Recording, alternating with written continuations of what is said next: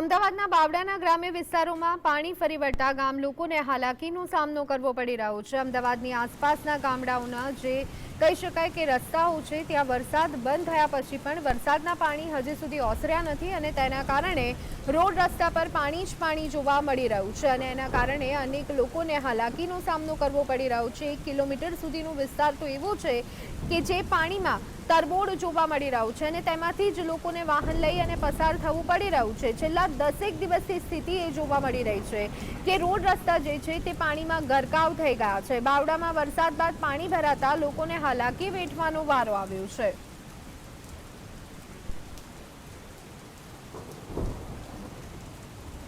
તો આ સંદર્ભે વધુ વિગત મેળવી લઈએ। અમારા સહયોગી કાળુભાઈ અમારી સાથે સીધા જ જોડાઈ ગયા છે। કાળુભાઈ, વરસાદની વાત કરવામાં આવે તો અત્યારે તો વધુ એક વખત વરસાદ શરૂ થયો છે, પરંતુ આ વરસાદ બંધ થયા પછી પણ પાણી નથી ઓસરી રહ્યા બાવડામાં, શું વિગતો? જી ધણે જણાવ્યું તો અમદાવાદ ગ્રામ્ય વિસ્તારમાં છેલ્લા ઘણા દિવસથી છૂટો છવાયો વરસાદ પડ્યો છે, ધોધમાર વરસાદ પણ પડ્યો છે।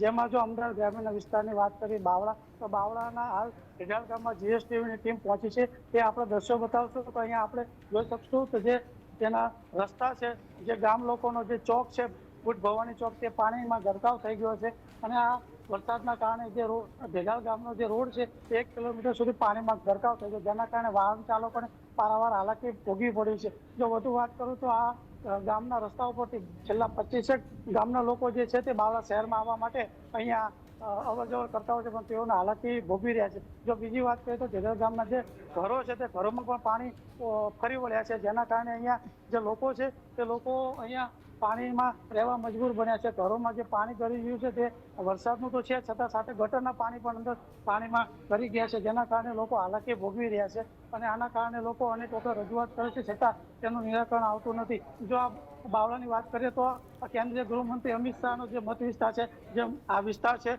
જે વિસ્તારમાં આ પાણી ફરી વળ્યા છે। જો બીજા બાવળાની ગામડાની વાત કરવામાં આવે તો રજોડા ગામ છે, ત્યાં પણ અનેક ખેતરોમાં પાણી ફરી વળે છે, જેના કારણે ખેડૂતોએ તાજેતરમાં જ આવેદનપત્ર આપ્યું હતું, પરંતુ પાણી નિકાલની જે વ્યવસ્થા છે તે નિકાલ થતો નથી, તંત્ર કાંઈ ધ્યાન આપતું નથી। જો ગ્રામ્ય વિસ્તારમાં અનેક ગામડા જે છે તે અહીંયા ગામડા જે છે તે પાણીમાં ગરકાવ થઈ ગયા છે, ઘરો પણ પાણીમાં ગરકાવ છે, પણ તંત્ર ધ્યાન આપતું નથી, જેના કારણે અહીંયા લોકો જે છે તે હાલાકી ભોગવી રહ્યા છે। જો આ બાવળાની વાત કરીએ તો અમદાવાદ શહેરથી એકદમ નજીક આવેલું આ શહેર છે, પરંતુ અહીંયા પાણી જે છે તે ભરાઈ જતા લોકો અહીંયા હાલાકી ભોગવી રહ્યા છે। જી ધોની।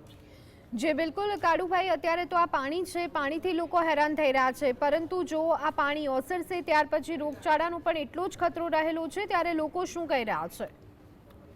અહીંના લોકો કહી રહ્યા છે છેલ્લા 10 દિવસથી જે છે તે અહીંયા પાણી ભરાયા છે અને પાણીનો નિકાલની કોઈ વ્યવસ્થા નથી। જે ગામનું તળાવ છે રોડ ઉપર તે પણ ઓવરફ્લો થઈ રહ્યું છે અને ગામ લોકોનું ખાસ એવું કેવું છે કે બાવળા શહેરનું પાણી જે છે તે બધું પાણી આમના ગામના આવે છે અને ગામના લોકો હેરાન થઈ રહ્યા છે। અહીંયા શાળાએ જતા બાળકો, આંગણવાડીમાં પણ પાણી ભરાઈ ગયા છે, તેથી બાળકોને ભણવામાં તકલીફ પડી રહી છે। જો પાણી અહીંયા ક્યારે ઓસરે એ તો જોવું રહ્યું, પરંતુ પાણી ઓસરે ત્યારે પણ એ મચ્છરજન્ય રોગચાળો ફાટી નીકળવાની દહેશત પક્કી રહેલી છે।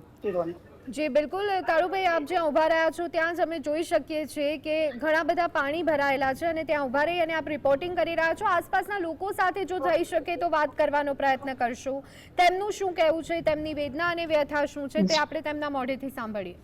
જી ધને, અહીંયા એક મકાન માલિક છે, તેમની સાથે વાત કરશું। શું આપનું નામ છે, કેવી પરિસ્થિતિ છે અહીંયા અને શું કે? નામ બળવંતભાઈ નારાયણભાઈ પટેરિયા છે અને છેલ્લા 4-5 દિવસથી જે વરસાદ પડી રહ્યો છે એમાં આખા ગામમાં પાણી ભરાઈ ગયું છે અને રૂમમાં પણ મારા ઘરમાં ઢીચણ હમણાં પાણી ભરી ગયા છે, એટલે અમારે તો બધી હેરાન કરી, ક્યાંય શું એવું બેસે એવું કે રાંધે એવું કઈ રહ્યું નથી, તકલીફ બહુ છે।